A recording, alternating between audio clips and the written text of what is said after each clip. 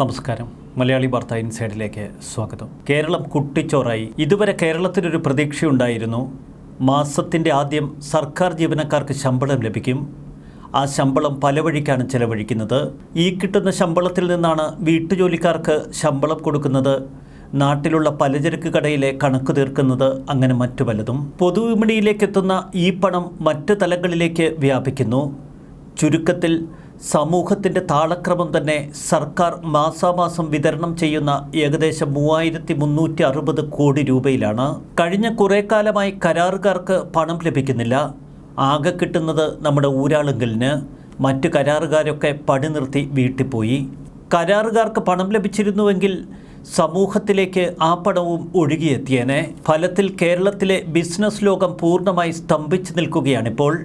ഹോട്ടലുകളിൽ ആളില്ല, മറ്റ് വ്യാപാര ഇടങ്ങളിലൊന്നും ആരും കടന്നു ചെല്ലുന്നില്ല. കാരണം ആരുടെ കീശയിലും പണമില്ല. സർക്കാർ ജീവനക്കാർ 2 ദിവസങ്ങളായി കട്ടക്കലിപ്പിലാണ്. ഏതെങ്കിലുമൊക്കെ പാവപ്പെട്ട സാധാരണക്കാർ കാര്യസാധ്യത്തിനായി അവിടെ ചെല്ലുമ്പോൾ തട്ടിക്കയറുന്ന രീതിയാണ് പലയിടത്തും കാണുന്നത്. തങ്ങൾക്ക് ശമ്പളം കിട്ടിയില്ല എന്ന കലി തന്നെ. ശമ്പളവും പെൻഷനും മുടങ്ങില്ല എന്ന് നാഴികയ്ക്ക് 40 വട്ടം ധനമന്ത്രി പ്രഘോഷിക്കുന്നുണ്ട് എങ്കിലും അദ്ദേഹത്തിൻ്റെ പ്രസ്താവനകളൊക്കെ ഒരു വശത്ത് കിടക്കുന്നു. ഇന്ന് ഉച്ചയോടെ കുറേ പേർക്കെങ്കിലും അക്കൗണ്ടിൽ പണമെത്തുമെന്ന് പറയുന്നു. പക്ഷേ പണം പിൻവലിക്കാൻ കഴിയില്ല. അതാണ് അതിൻ്റെ ഗുട്ടൻസ്. ട്രഷറിയിലെ എംപ്ലോയീസ് ട്രഷറി സേവിങ്സ് ബാങ്ക് അക്കൗണ്ടിൽ നിന്ന് പണം ഒരുമിച്ചെടുക്കുന്നതിന് സാങ്കേതിക തടസ്സമുണ്ട് എന്നാണ് ധനമന്ത്രി വിശദീകരിക്കുന്നത്. ഈ സാങ്കേതിക തടസ്സം എന്താണ് എന്ന് മനസ്സിലാക്കുമ്പോൾ നമ്മൾ തലയിൽ കൈവച്ചു പോകും. സർക്കാർ നിർദ്ദേശം നൽകിയിരിക്കുന്നു എന്ന സാങ്കേതിക തടസ്സം. പണം പിൻവലിക്കുന്നതിന് 50,000 രൂപ പരിധിയും വെച്ചിട്ടുണ്ട്. ഇന്നു മുതൽ ശമ്പളം ഉദ്യോഗസ്ഥരുടെ അക്കൗണ്ടുകളിലേക്ക് എത്തിയാലും എടുക്കാൻ കഴിയില്ല. അതാണത്രേ അതിൻ്റെ ഒരു സാങ്കേതിക പ്രശ്നം. 2-3 ദിവസം കൊണ്ട് ശമ്പളം സർക്കാർ ഉദ്യോഗസ്ഥർക്ക് കിട്ടുമെന്നൊക്കെയാണ് ധനമന്ത്രി പറയുന്നത്. ഫലത്തിൽ 8-ാം തീയതിയോടുകൂടി മാത്രമേ ശമ്പളം സർക്കാർ ജീവനക്കാർക്ക് ലഭിക്കൂ. സാധാരണഗതിയിൽ 1-ാം തീയതി ലഭിച്ചിരുന്ന ശമ്പളം ഒരാഴ്ച വൈകി. ഇക്കുറി ഒരാഴ്ചയെ വൈകുന്നുള്ളൂ. എന്നാൽ അടുത്ത മാസം എന്ന് സർക്കാർ ജീവനക്കാർക്ക് ശമ്പളം കൊടുക്കാൻ കഴിയും എന്ന ആധിയിലാണ് സർക്കാർ. ഒരുവിധ മാർഗവും അവർക്ക് മുന്നിലില്ല. കേരളത്തിൻ്റെ സാമ്പത്തിക നയങ്ങൾക്കെതിരെ കേന്ദ്രം കർശനമായ നടപടികളാണ് ഇപ്പോൾ കൈക്കൊണ്ടിരിക്കുന്നത്. നമ്മൾ കാട്ടിക്കൂട്ടിയതൊക്കെ തിരുമണ്ടൻ തീരുമാനങ്ങൾ. കേന്ദ്രത്തിനെതിരെ സുപ്രീം കോടതിയിൽ കൊണ്ടുപോയി കേസ് കൊടുത്തിട്ട് ഒരുവിധ പ്രയോജനവുമില്ല എന്ന് മാത്രമല്ല, കേരളത്തിൻ്റെ സാമ്പത്തിക നിലയെക്കുറിച്ച് കൃത്യമായ റിപ്പോർട്ട് കേന്ദ്ര സർക്കാർ സുപ്രീം കോടതിക്ക് മുന്നിൽ വെച്ചു. ഇതോടെ സുപ്രീം കോടതിക്കും കാര്യം മനസ്സിലായി. സാമ്പത്തിക കെടുകാര്യസ്ഥത തന്നെയാണ് കേരളത്തെ തകർത്തെറിഞ്ഞിരിക്കുന്നത്. ഉൽപ്പാദന മേഖലകളിൽ കേരളം നിക്ഷേപമൊന്നും നടത്തിയിട്ടില്ല. പകരം സർക്കാർ ജീവനക്കാർക്ക് ശമ്പളം കൊടുത്ത് നമ്മുടെ റവന്യൂ വരുമാനത്തിൻ്റെ സിംഹഭാഗവും മുടിപ്പിക്കുന്നു. തനത് വരുമാന മാർഗങ്ങൾ ഒന്നും സംസ്ഥാനത്തിന് മുന്നിലില്ല. ഇവിടെയുള്ള വ്യവസായികളെയൊക്കെ സംസ്ഥാന സർക്കാരും പിന്നെ ഭരിക്കുന്ന പാർട്ടിയും ചേർന്ന് തല്ലി ഓടിച്ചു. കിഫ്ബി വഴിയും മറ്റ് ഏജൻസികൾ വഴിയും എടുത്ത കടം തങ്ങളുടെ കടപരിധിയിൽ ഉൾപ്പെടുത്തരുതെന്നതാണ് കേരളത്തിൻ്റെ ആവശ്യം. അങ്ങനെ പോയാൽ ശ്രീലങ്കയ്ക്ക് സമാനമാകും കേരളത്തിൻ്റെ അവസ്ഥ എന്ന് കേന്ദ്ര സർക്കാർ ഓർമ്മിപ്പിക്കുന്നു. എല്ലാ സംസ്ഥാനങ്ങളോടും തങ്ങൾക്ക് ഒരേ രീതി മാത്രമേ തുടരാൻ കഴിയൂ എന്ന് കേന്ദ്ര സർക്കാർ ഓർമ്മപ്പെടുത്തുന്നു. സർക്കാർ ജീവനക്കാരുടെ ശമ്പളം മുടങ്ങിയിട്ട് ഇന്ന് 4-ാം ദിവസം. ശമ്പള വിതരണത്തിന് ആവശ്യമായ തുക ഇന്ന് ഉച്ചയോടെ ട്രഷറിയിൽ എത്തിക്കാനാണ് ശ്രമം. എന്നാൽ ഏകദേശം 1000 കോടി രൂപയ്ക്ക് താഴെ മാത്രമേ ട്രഷറിയിൽ എത്താനുള്ള സാധ്യതകളുള്ളൂ. ETS അക്കൗണ്ടുകൾ മരവിപ്പിച്ചിരിക്കുന്നത് താൽക്കാലികമാണ് എന്ന് സർക്കാർ വിശദീകരിക്കുന്നുവെങ്കിലും നിയന്ത്രണങ്ങൾ ഏർപ്പെടുത്തും എന്ന് വ്യക്തമാണ്. അതുകൊണ്ടാണ് ധനമന്ത്രി പറഞ്ഞത് ദിവസം 50,000 രൂപ വീതം മാത്രമേ ഇനി പിൻവലിക്കാൻ കഴിയൂ. സെക്രട്ടേറിയറ്റ് ആക്ഷൻ കൗൺസിൽ ഇന്ന് രാവിലെ 11 മുതൽ അനിശ്ചിതകാല നിരാഹാരം ആരംഭിച്ചു. IAS ഉദ്യോഗസ്ഥരും കടുത്ത അതൃപ്തിയിലാണ്. ഇതിനിടയിൽ ധനമന്ത്രിയുടെ വക 5 ലക്ഷം രൂപ പൊടിപൊടിച്ച് തൈക്കാട് ഗസ്റ്റ് ഹൗസിൽ ചില സർക്കാർ ജീവനക്കാർക്ക് ഇന്ന് വിരുന്ന് നൽകും. ബജറ്റ് തയ്യാറാക്കുന്നതുമായി ബന്ധപ്പെട്ട് പ്രവർത്തിച്ച ധനകാര്യം, നികുതി, GST കമ്മീഷണറേറ്റ്, ഗവൺമെൻറ് പ്രസ് തുടങ്ങിയ വിഭാഗങ്ങളിലെ ജീവനക്കാർക്കാണ് ഇന്ന് ധനമന്ത്രിയുടെ വക പ്രത്യേക വിരുന്ന്. 750 പേർക്കുള്ള ഈ വിരുന്നിന് ചെലവ് വരുന്നത് 5 ലക്ഷം. ഖജനാവിൽ 5ൻ്റെ പണമില്ലെങ്കിലും മന്ത്രിയും പരിവാരങ്ങളുമൊക്കെ തങ്ങളുടെ ആഘോഷങ്ങൾ തുടരുകയാണ്. ധനകാര്യ വകുപ്പിൻ്റെ ജോയിൻറ്റ് സെക്രട്ടറി മുതൽ മുകളിലേക്കുള്ള ഉദ്യോഗസ്ഥരെയൊക്കെ പ്രത്യേകം ക്ഷണിച്ചിട്ടുണ്ട്. ധനവകുപ്പിൽ നിന്ന് മാത്രം 400ഓളം ഉദ്യോഗസ്ഥർ പങ്കെടുക്കും. ഉദ്യോഗസ്ഥരെ ഗസ്റ്റ് ഹൗസിലെത്തിക്കാൻ പ്രത്യേക ബസ്സും ഏർപ്പാടാക്കിയിട്ടുണ്ട്. ഇതിൻ്റെ ഗുട്ടൻസ് ഒന്ന് വേറെ തന്നെയാണ്. ധനവകുപ്പിനെ പൂർണ്ണമായി കയ്യിലെടുത്തുകൊണ്ട് മാത്രമേ ഇനി സർക്കാരിന് മുന്നോട്ട് പോകാൻ കഴിയൂ. കാരണം അടുത്ത മാസം മുതൽ സർക്കാർ ജീവനക്കാരുടെ ശമ്പളം 2 ഗഡുക്കളാക്കേണ്ടി വരും. ചിലപ്പോൾ സർക്കാർ ജീവനക്കാരിൽ കുറേ പേരെ പറഞ്ഞുവിടേണ്ടി വരും. ഇതിനൊക്കെ ധനവകുപ്പ് ഉദ്യോഗസ്ഥരുടെ സഹായം കൂടിയേ തീരൂ ഈ സർക്കാരിന്. ബജറ്റ് തയ്യാറാക്കുന്നതുമായി ബന്ധപ്പെട്ട് ജീവനക്കാർ ദിവസങ്ങളോളം അധിക സമയം ജോലി ചെയ്തിട്ടുണ്ട് എന്നൊക്കെ ധനമന്ത്രി വിശദീകരിക്കുന്നു. ഈ അമിതാധ്വാനം പരിഗണിച്ചാണത്രേ ഓരോ വർഷവും സർക്കാർ അവർക്ക് പ്രത്യേക വിരുന്ന് നൽകുന്നത്. 5000 കോടിയോളം രൂപ വേണം ഓരോ മാസവും ശമ്പളവും പെൻഷനും നൽകാൻ. എന്നാൽ ട്രഷറി ഇപ്പോൾ തന്നെ പ്രവർത്തിക്കുന്നത് ഓവർ ഡ്രാഫ്റ്റിലാണ്. അതുകൊണ്ട് ഓവർ ഡ്രാഫ്റ്റായി കൂടുതൽ പണം എടുക്കാൻ കഴിയുന്നില്ല. സാമ്പത്തിക വർഷം അവസാനിക്കുന്ന ഘട്ടമായതുകൊണ്ട് മറ്റ് ചെലവുകൾക്കും പണം കണ്ടെത്തണം.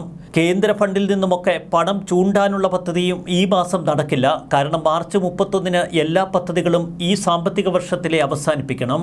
5,12,000 സർക്കാർ ജീവനക്കാരാണ് കേരളത്തിനുള്ളത്. ഇത്രയേറെ സർക്കാർ ജീവനക്കാരുടെ ആവശ്യമില്ല എന്നതാണ് ഏറ്റവും പ്രധാന കാര്യം. പിന്നീട് 2021-ലെ ഒരു ഭാരിച്ച ശമ്പള വർധനവ്. തെരഞ്ഞെടുപ്പിന് തൊട്ടു മുൻപായിരുന്നു പിണറായി വിജയനും തോമസ് ഐസക്കും ചേർന്ന് സർക്കാർ ജീവനക്കാർക്കങ്ങ് ശമ്പളം നെടുങ്കെ കൂട്ടിക്കൊടുത്തത്. അത് ഏൽപ്പിച്ച പ്രഹരം കേരള സാമ്പത്തിക വ്യവസ്ഥയെ മുച്ചൂടും തകർത്തു. ശമ്പള വർധനവിൽ വന്ന കുടിശ്ശിക ഇന്നേ വരെ കൊടുത്തു തീർക്കാൻ സംസ്ഥാന സർക്കാരിനും കഴിഞ്ഞിട്ടില്ല. അത് തലയ്ക്ക് മുകളിൽ ആളിക്കത്തി വളരുകയാണ്. 5,12,000 സർക്കാർ ജീവനക്കാർക്ക് പ്രതിമാസം വേണ്ടത് 3,330 കോടി രൂപ. ഈ പണം എവിടെ നിന്ന് കണ്ടെത്താനാണ്? നയാ പൈസയുടെ വരുമാനം നമുക്കില്ലല്ലോ. മുഖ്യമന്ത്രിയും മന്ത്രിമാരും അടക്കമുള്ളവർക്ക് ട്രഷറി സേവിങ്സ് ബാങ്ക് വഴിയാണ് ശമ്പളം. അതുവഴി പണം ഇപ്പോൾ തന്നെ അവരുടെ അക്കൗണ്ടിൽ എത്തിക്കഴിഞ്ഞു. എന്നാൽ ജീവനക്കാർക്ക് employees treasury savings bank ETSB account വഴിയാണ് ശമ്പളം. സാങ്കേതിക തകരാർ എന്ന് പറയുന്നുണ്ടെങ്കിലും സർക്കാർ പണമില്ലാത്തതുകൊണ്ട് ഈ അക്കൗണ്ടുകൾ ഇപ്പോൾ മരവിപ്പിച്ചിരിക്കുകയാണ്. എന്നും പിണറായി വിജയൻ സർക്കാരിന് വേണ്ട എല്ലാ വിഭവങ്ങളും ഒരുക്കിക്കൊടുത്തിരുന്നവരായിരുന്നു ഈ സർക്കാർ ജീവനക്കാർ. യൂണിയനുകളൊക്കെ ഇടതുപക്ഷത്തിൻ്റെ സ്വന്തം. എന്നാൽ പണം കിട്ടാതായതോടെ അവർ തിരികെ കത്തിയെടുത്ത് സർക്കാരിന് നേർക്ക് തിരിഞ്ഞു നിൽക്കുന്ന കാഴ്ചയാണ് നമുക്ക് മുന്നിൽ. കുറച്ച് ദിവസങ്ങൾ ഇതേപോലെ മുന്നോട്ട് പോയാൽ മുഖ്യമന്ത്രി പിണറായി വിജയൻ അടക്കം ഒരൊറ്റ മന്ത്രിമാരെയും ഒരുപക്ഷെ അവർ സെക്രട്ടേറിയറ്റിനുള്ളിൽ പ്രവേശിപ്പിക്കില്ല. ഏതായാലും സാധാരണ ജനങ്ങളുടെ കഷ്ടപ്പാടും പ്രശ്നങ്ങളുമൊക്കെ ഈ സർക്കാർ ജീവനക്കാർ കൂടി ഒന്നറിയട്ടെ എന്ന മട്ടിലാണ് സാധാരണ ജനങ്ങൾ പ്രതികരിക്കുന്നത്. ഇതുപോലെ ഒരു ദുരവസ്ഥ ഇന്നേ വരെ കേരള സംസ്ഥാനത്തുണ്ടായിട്ടില്ല. തകർന്ന് തരിപ്പണമായിരിക്കുന്നു നമ്മുടെ ഖജനാവ്. സാമ്പത്തിക നില ഓരോ ദിവസവും കൂടുതൽ താറുമാറായിക്കൊണ്ടിരിക്കുന്നു. അതുകൊണ്ട് തന്നെ കേന്ദ്രഭരണം ഏർപ്പെടുത്തേണ്ടി വരും കേരളത്തിൽ ഇതൊന്ന് രക്ഷപ്പെട്ട് കാണാൻ. കേന്ദ്ര സർക്കാർ ഇതേ നിലപാട് തുടർന്നാൽ ശമ്പളം മുടങ്ങുമെന്ന് MV ഗോവിന്ദൻ ഇന്ന് പ്രഖ്യാപിച്ചു. ശമ്പളം മുടങ്ങിയാൽ ഉത്തരവാദിത്തം കേന്ദ്ര സർക്കാരിനായിരിക്കുമെന്നാണ് CPM പാർട്ടി സെക്രട്ടറിയുടെ പ്രസ്താവന. ഇതിൽ നിന്ന് കാര്യങ്ങൾ വ്യക്തമാകുമല്ലോ. അടുത്ത മാസം മുതൽ സർക്കാർ ജീവനക്കാരുടെ ശമ്പളം മുടങ്ങും എന്ന് തന്നെയാണ് ഇപ്പോൾ പാർട്ടി സെക്രട്ടറി പറഞ്ഞിരിക്കുന്നത്. സർക്കാർ ജീവനക്കാരുടെ ശമ്പളവും പെൻഷനും ഒക്കെ വൈകിയാൽ അത് കേരളത്തിന്റെ സാമ്പത്തിക സ്ഥിതി തകർക്കുക മാത്രമല്ല, സാമൂഹിക വ്യവസ്ഥിതി തന്നെ പിഴുതെറിയും. ഖജനാവിലേക്ക് വരുമാനം വർദ്ധിപ്പിക്കുക മാത്രമാണ് സർക്കാരിന്റെ മുന്നിലുള്ള പോംവഴി.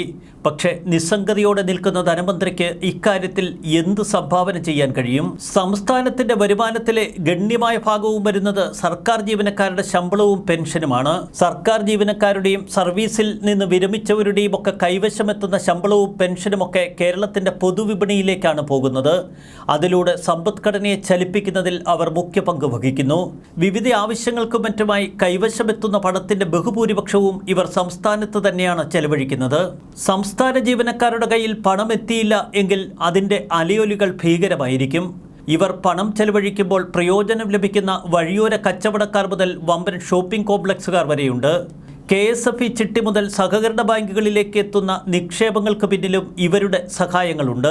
എല്ലായിടങ്ങളിലും പരോക്ഷമായി സൃഷ്ടിക്കപ്പെടുന്ന തൊഴിലവസരങ്ങൾ, സർക്കാർ ജീവനക്കാരുടെ ശമ്പളത്തിലൂടെയും പെൻഷനിലൂടെയും ഒക്കെ വിപണിയിലേക്ക് എത്തുന്ന പണത്തിന്റെ ഒരു ഭാഗം നികുതി ഇനത്തിലും സർക്കാർ ഖജനാവിലെത്തുന്നു. 2023-24 സാമ്പത്തിക വർഷത്തിലേക്ക് സർക്കാർ ജീവനക്കാരുടെ ശമ്പളം, പെൻഷൻ എന്നിവയ്ക്കായി മൊത്തം 68,282 കോടി രൂപയാണ് കഴിഞ്ഞ ബജറ്റിൽ നീക്കിവച്ചിരിക്കുന്നത്.